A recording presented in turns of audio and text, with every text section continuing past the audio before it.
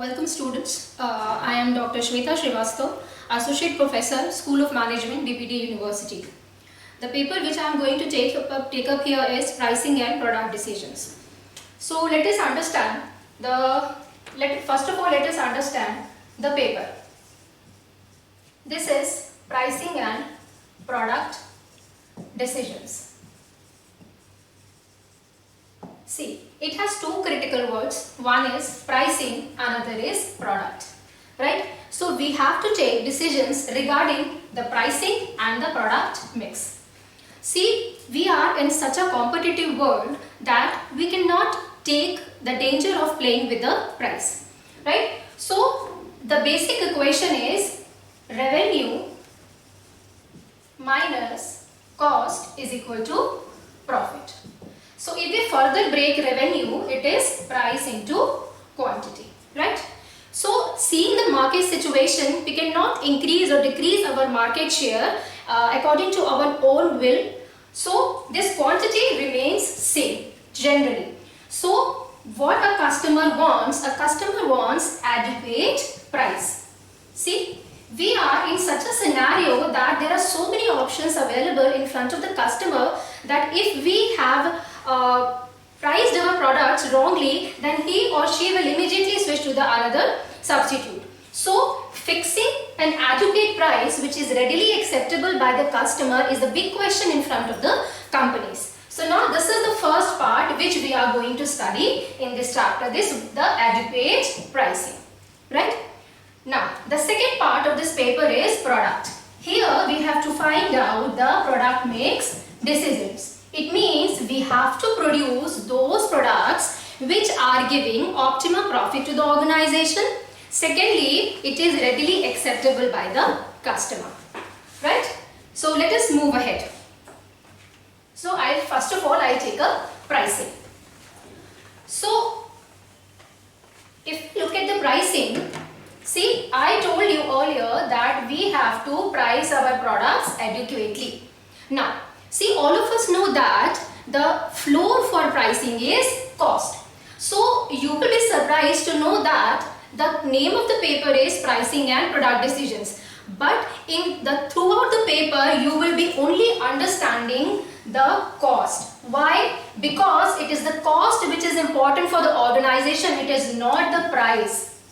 Because it is the amount which is going to be spent by the organization. So our entire focus is on cost. So although the name of the paper is Pricing and Product Decisions, but since the floor of every pricing is cost, we will be focusing on only cost, right? So in the entire paper we will be understanding the behavior of cost, how the cost can be controlled, what are the basic systems of costing. That is how you can arrive at the adequate pricing, right? Because if we want to control the cost, we have to understand the whole behavior. See, I am giving you one example. Like if you want to tame a horse, first of all you have to understand its behavior, what instigates him, what soothes him. The thing like goes that only. So we have to understand the behavior of cost, right? So in this lecture we'll be studying the behavior of cost, right? So let us see cost. So first of all we have to understand what actually cost means to an organization. See, it is the sum total of all the expenses.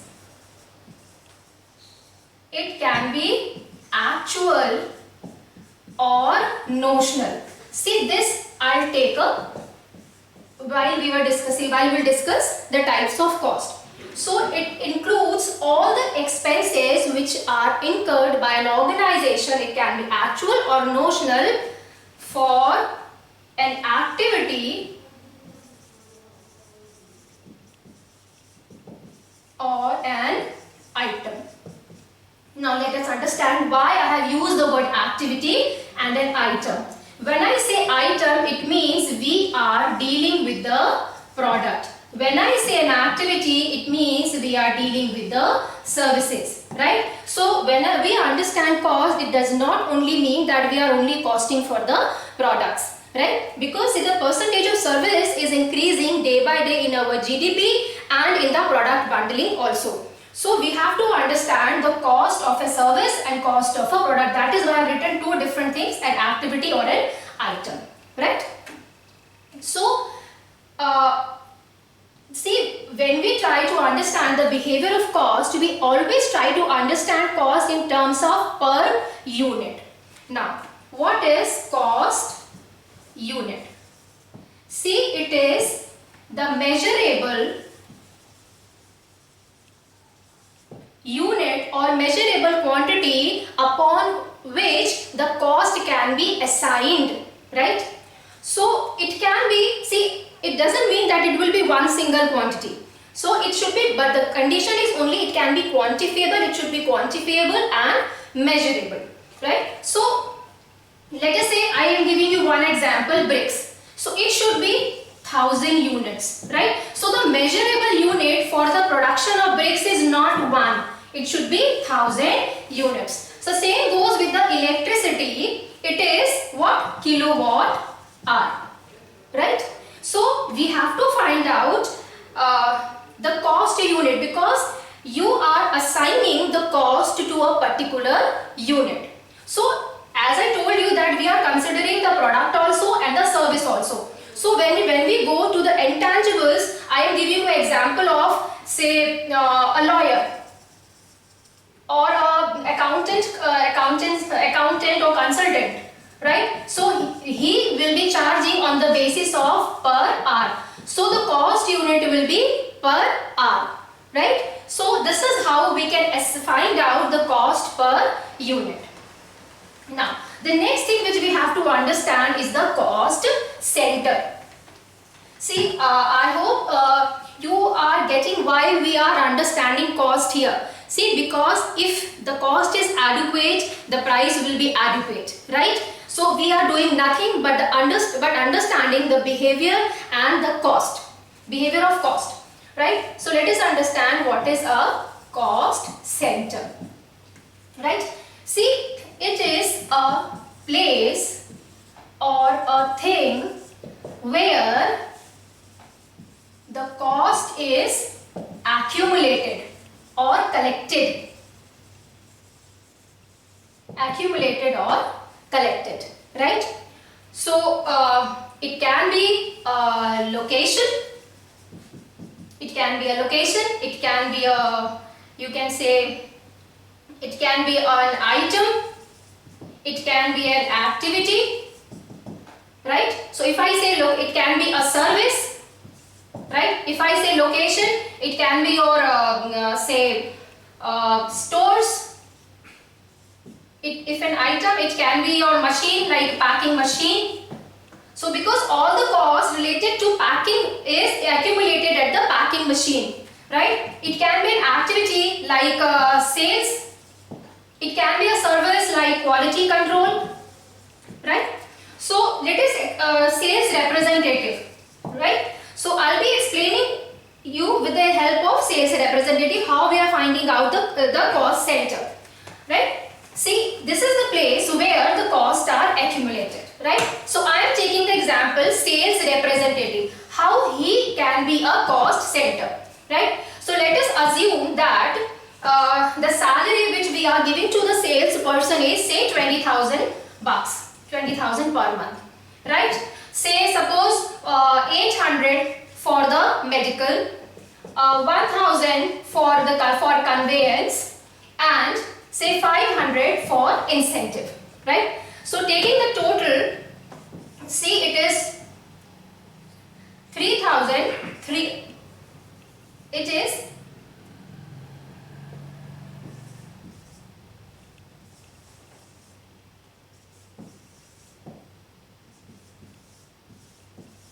so taking an arithmetic total, we are seeing that it is coming out to be 22,300. See, this is the total salary which an organization is giving to the sales representative, right? So basically, although it is a salary to the sales representative, but it is the cost to the organization, right? So let us assume that he has sold 1000 units in one particular month.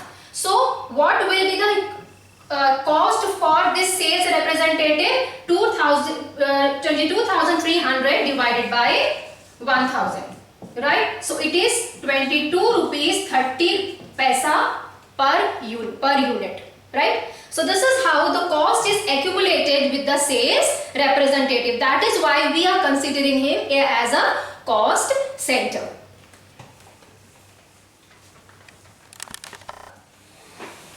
Classification of cost.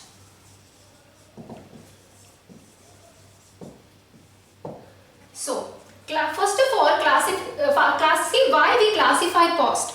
See, we classify cost so that we can analyze the cost and it can be coded accordingly, right? So, first of all, we are classifying on the basis of, say, nature. Nature means it is a material, it is labor, or it is an overhead, or you can say expenses, right? Again, in case of material, we have subcategories like it can be your raw material, it can be your consumable like lubricants and all, it can be your maintenance material like say nut, bolts, etc. So in case of material, we again have subcategories, right? So in labor also we have subcategories like skilled labor, unskilled labor. In case of expenses also we have overheads, we have direct overheads, we have indirect overheads. So that is on the basis of nature, how they are behaving. What is the basic nature? They are consumed as material, these are consumed as labor, these are mere expenses for the organization. Now, the next is the purpose for which they have been spent in the organization, right? So the purpose can be your manufacturing, the purpose can be your after sales service, the purpose can be customer relationship, right? So all these costs are spent on the basis of the purpose. So now let's move to the another classification. See, I told you previously that the cost can be actual or it can be notional, right? So actual costs are those costs which are actually incurred by the organization and the organization is making payments for that. It means they are very much visible and cash is involved, right? Now coming to notional cost. See, don't get confused with notional cost and opportunity cost. Now let us understand what is a notional cost and how it is different from opportunity cost. So as I told you, see, it is very much imperative that notional costs are those costs which does not include any cash outlay, but they do exist, right? But see, we have to see in the further lectures we will be studying the relevance of cash flows or the relevance of cost and revenue. So notional costs are those costs which we assume that they exist, but actually they don't, right? See, I am telling you the rent of the premise, right? So while calculating the cost, what I am doing, I am taking the rent of the premise which actually I am not paying. See, because that premise is owned by me, so I am not paying rent to myself. But still we are calculating it in, we are using it in calculating the total cost. See, here what is the difference? If this premise can be lent out to another person, then it will become your opportunity cost and it should be included in calculating the total cost. But if my premise has no other use. If my premise has no other use and I am not readily or easily finding a person to whom my house can be lent, then it will not be considered. See, the opportunity cost says that it is the cost of the next best alternative, right? But here I don't have any next best alternative because my house is kept vacant. I am not finding any tenant. So what is the use of that premise? It has no cost, right? So if I am using it as the location for my manufacturing facility, so I am actually feeling that the rent of the premise should be the opportunity cost, but it is not happening. It only happens when I have a secondary option, that is a person to whom I can lend the house. Then only it will be considered as opportunity cost. So in this case, if I am taking rent of the premise as a cost, it will nothing but a notional cost. Right? So generally it is not considered in decision making. So we have to find out the difference between, we actually have to analyze whether the cost is notional or opportunity. Is that clear? So I am continuing with the same topic, that is classification of cost. So the next classification is controllable and non-controllable. Now, as the name says, controllable means which can be controlled.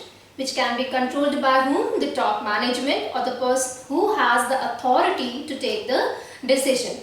So, controllable costs are those costs like the cost of the raw material. We can control the cost of raw material by gearing up or down the level of production. But we cannot control the cost of the supervisor, because once it is fixed, it cannot be changed for a particular period. So these are known as controllable because they are under the purview of the management. They have the right to, authoritative right to control that cost. Now, the next is fixed and variable cost. Now, see, fixed and variable cost means we are classifying on the basis of how they behave with the change in the level of activity. Now remember students, I am not using the word number of units. See, these are very small things, but you have to understand because we are not only into the manufacturing sector. The percentage of services is increasing day by day. That is why we have changed the definition of fixed and variable cost. So instead of using the word as fixed cost as the cost which does not change with the change in the production units is wrong. Instead, you should use the word fixed costs are those costs which do not change with the level of activity. See, let me explain further. So let assume that you are going to a doctor, right? So what he is giving you? He is giving you medical consultancy. Is he producing anything? Is he manufacturing anything? No. But the cost, the salary of the doctor remains fixed for the private hospital for which he is hired. Right? So here the doctor's salary is not dependent on the number of patients he is consulting or treating in a day. Rather, it's a fixed expense for that particular hospital. So we should not say rather that fixed costs are those costs which do not change with the number of units. So the right word is do not change with the level of activity. Right? So next is the variable cost. As the name says, they vary with the change in the level of activity. Okay? So the cost of raw material, the cost of labor, they all are treated as variable cost. Now let us understand it graphically. Right?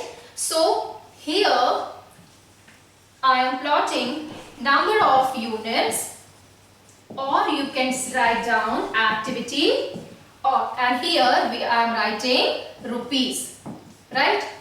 So for fixed cost, the graph remains constant. It means it will be a straight line. See, whatever number of units we are producing, we are getting the same, say rupees 10,000, right? So it is same for 10 units, it is same for 20 units, it is same for 30 units and so on, right? So this is what we call fixed cost. Now let us see how variable cost behaves.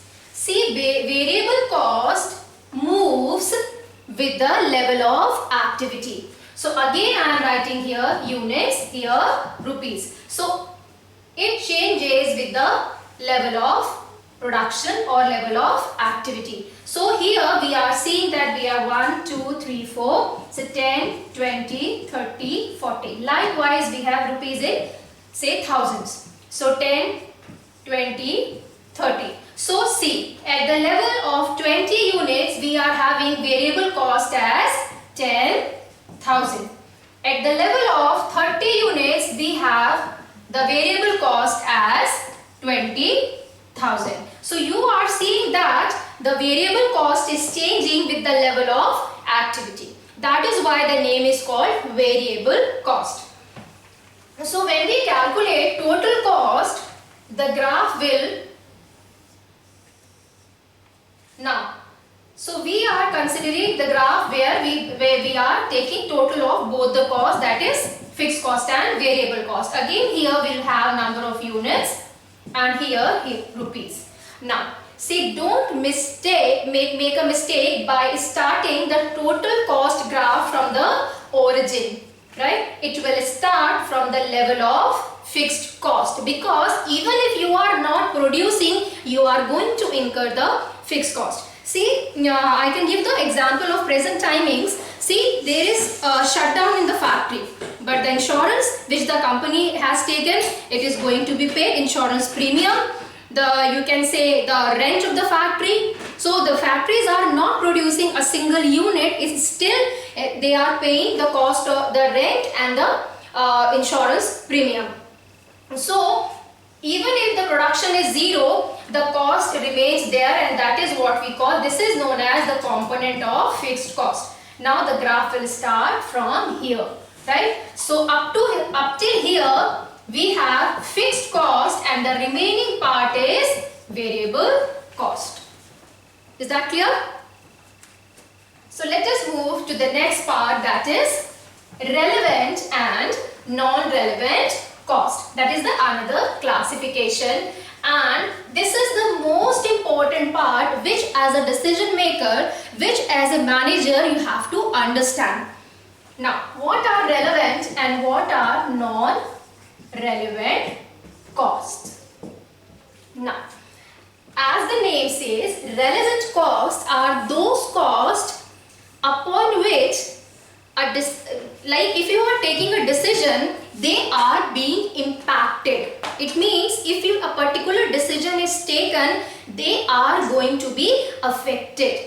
And if there is no effect of any decision making, then they are called non-relevant cost. It means in case of decision making, you have to consider only relevant cost, because only these costs are impacted by the decision making. See, it is very critical, very crucial to understand what costs are relevant and what costs are not relevant. So I am giving you a few examples of non-relevant cost, and later on we will take up one example where I will be explaining how we can decide upon these two costs.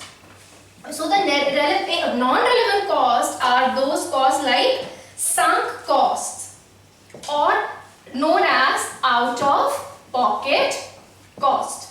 So sunk costs, as the name says, they have already been incurred, right? So even if we take a decision, they were already spent. So these are known as sunk costs, or known as historical cost, like a cost of a machinery, like a cost of a building. They have already been taken. So even if we take a decision, we are not going to get back the money which we have spent on the purchase of that machine, that building, say equipment, anything. So those costs are known as sunk cost or out of pocket cost because they are already spent. Now next is your fixed overheads. As I told you previously also that fixed overheads do not change with the change in the level of activity. So that is why, like I gave example of supervisor salary, rent of the building, insurance premium, they are all called fixed overheads. Now next is your future committed cost. See, even if the word is used future, still they are irrelevant for the decision making because they are already being committed by the management. See, I am giving you one example. Suppose an organization has made an agreement with the consultancy to make a training session for the employees, and for that an expenditure has been made. So although the expenditure will be made in the future, but the commitment is made at present. So the management has no say in changing the decision. So that is why it is known as future committed cost. So there is no impact of any decision on this future committed cost. Next is your say straight line depreciation. Straight line depreciation. See, straight line depreciation has a fixed charge on the company's account. This straight line depreciation is calculated on the historical cost or the purchase value of the machinery. So even if you are going to change the decision, the amount will be same. So this is not relevant for the decision making. And lastly, we have notional cost. Notional, as I told you earlier in the previous lecture also, see the literal meaning of notion is wrong assumption, right? So notional costs are those costs which we feel that they exist but actually they do not exist. So in the previous lecture I gave you the example of rent of a premise, right? So these are non-relevant cost. It means they cannot be impacted by any decision. So while taking any decision, they should not be considered. So now let's move to the another category in the same subcategory in relevant and non-relevant cost. So I'm continuing with the same topic. Don't get confused. I'm only extending this topic, relevant and non-relevant cost. See, we have avoidable and non-avoidable cost. See, avoidable costs are those costs which can be avoided while taking a decision, and the opposite of that. So I'm giving you one example. See, I am shutting down one of my branch office, right? So the rent of that house, that office, and the employees which were employed on that particular branch, the salary of those employees will be avoidable cost, because once we are closing that particular branch, there is no point in making these expenditure. So these are avoidable cost, right? So they are important for a decision that whether we close down that branch or not. Now coming to non-avoidable cost. See, let us assume that the company has a policy of making a consolidated insurance premium. Like the HO is taking the decision to take insurance for the whole on the consolidated basis. It means the pan-India coverage is there for one insurance premium. So since it is a fixed overhead that will be actually apportioned to that particular branch also. See, HO has a portion, say amount of say 20,000 for that particular branch. So even if that branch is shut down, this apportionment of cost will come to that particular branch. So this is non-avoidable cost. So while taking a decision, we will not consider this 20,000 because it is bound to happen. It will not be affected by taking the decision that it will be shut or it will be kept open. So these are again relevant cost, and this is again non-relevant cost. So I'm continuing with the same thing.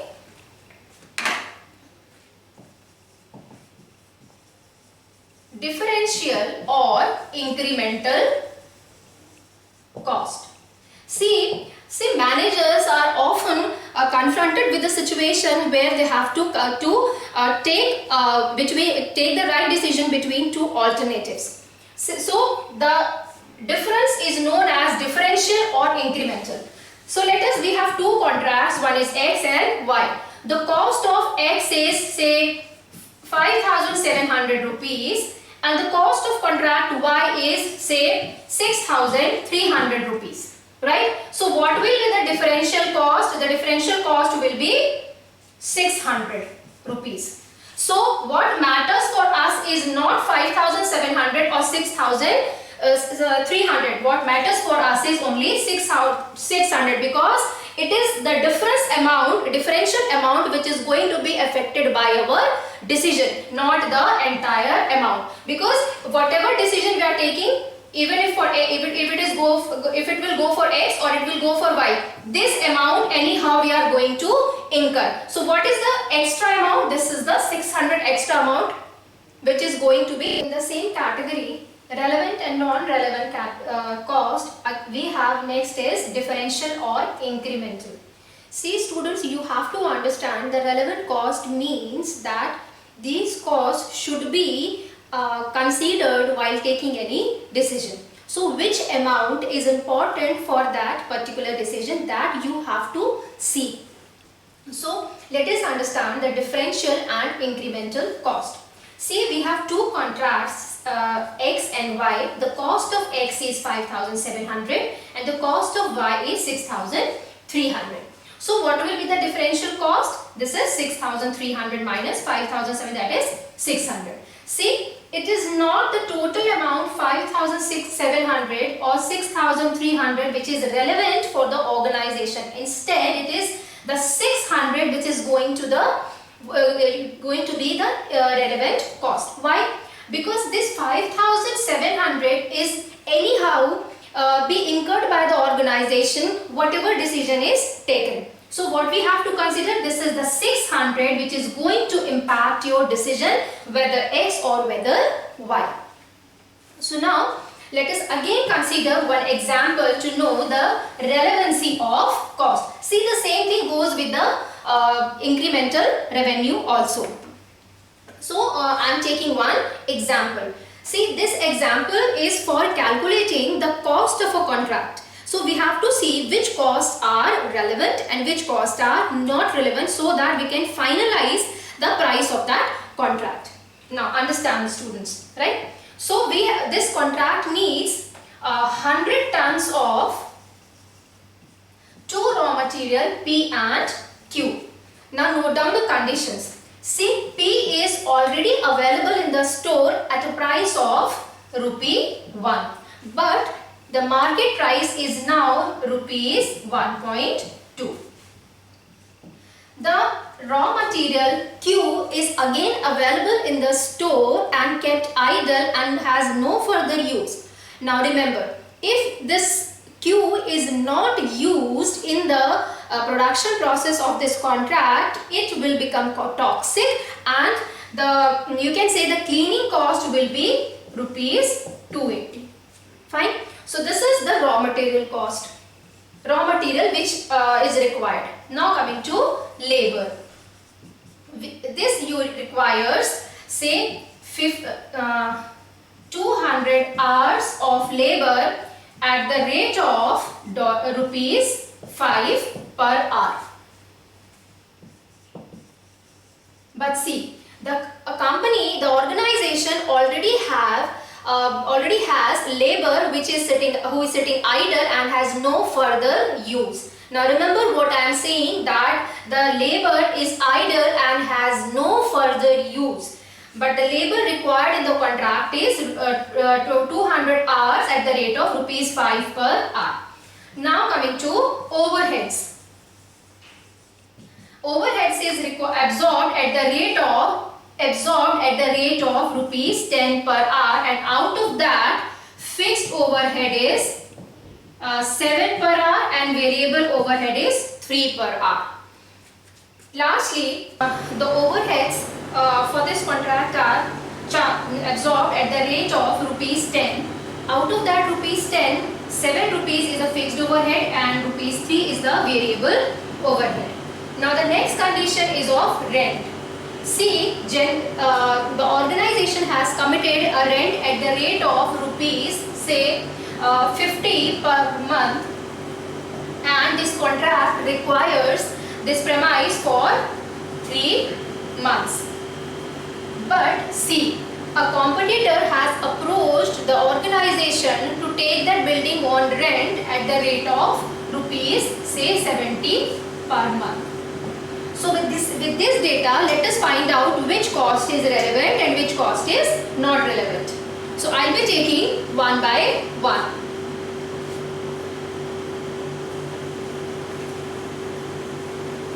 So first of all, we'll consider raw material. So raw material, so the cost of the contract. Cost of the contract. See raw material. See, for P it will be not rupee 1 but rupee 1.2 because the market price is 1.2. So that will be 1.2 into 100, that will be, this contract requires 100 units of raw material, so the total cost will be 120. Now secondly comes to Q. See, this raw material Q is kept idle in the store. It means it has no cost for the organization. See, this is what I call notional cost. This raw material has no further usage, so it cannot be considered as a cost. But rather it is a saving, because if it is not used in the contract, it will become toxic and it will require rupees 280 for the cleaning purpose. So in a way, if we are using this material Q, it will save the organization cost by rupees 280. Now coming to the labor.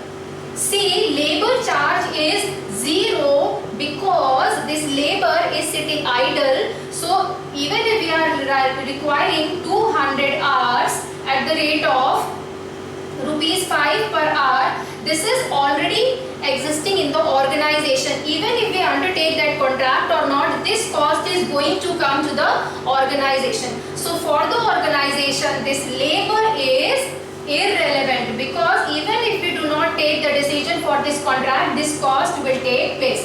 So that is why we will write cost of labor as 0.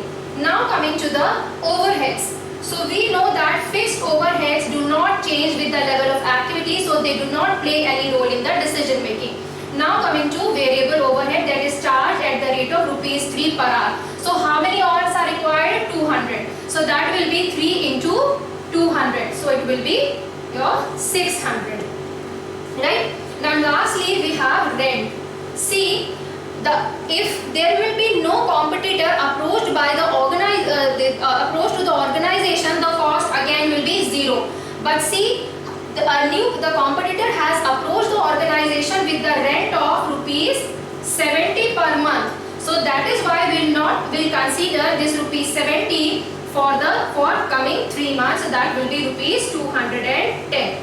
Right? So if we take the total, see, this is a saving, that is why I have written it in the bracket. So the total comes out as rupees 650. So this is the cost of the contract, and this is how you can price a contract and decide which cost is relevant and which cost is not relevant. So apparently it looks that the cost of labor is relevant, the cost of rent is relevant. But if we see, the behavior of the cost changes when we are going to take a decision. So students, please look carefully which cost is going to be impacted by the decision and which is not. That is how you can take a wise decision. So thank you for this lecture. We will continue the rest of the topics in the upcoming lectures. Thank you.